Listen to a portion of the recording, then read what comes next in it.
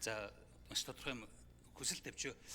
Ер нь бол яг агаарын бохирдол түгжрэл гэсэн хоёр асуудал байгаа. Гэхдээ энэ хоёр асуудлаа бид нэр хуулийн дээр тодорхойлсон тодорхойлтууд нь ч гэсэн одоо яг онж тодорхойлж чадахгүй ба. Тэгэхээр би эх 7 хоногоос ч юм уу, эх сараас ч юм уу одоо хот дээр байх нь, засаг дээр байх нь энэ хоёр үзүүлэлтийг хэмждэг үзүүлэлтийг одоо жишээлбэл VCR ч юм уу одоо энэ үзүүлэлт яг ямар үзүүлэлтээр агаарын бохирдлыг хэмжих, ямар үзүүлэлтээр түгжрлийг хэмжих гэдгийг тодорхой болгоод өдөр болгон энэ үзүүлэлтүүдэд гаргаж нийтэд мэдээлдэг байгаа ч.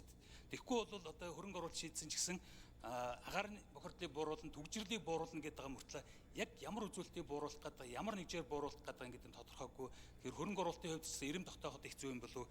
Тийм учраас танд ийм хүсэлт байна. Ирэх 7 хоногоос юм уу одоо эх сараас юм уу энэ үзүүлэлтүүдийг өдөр болгон зарладаг, хэмждэг, гаргадаг болооч. Тэгвэл иргэд мэдээлэлтэй бид нар удирдлагуудын гэсэн одоо ажлын гүйцэтгэлийн дүгнэлт хийсэн амар болно. Тэгээ бид энэ асуудлаа яаж бууруулж байгааг харах нийтээр боломжтой болно гэдэг ийм хүсэлт байна.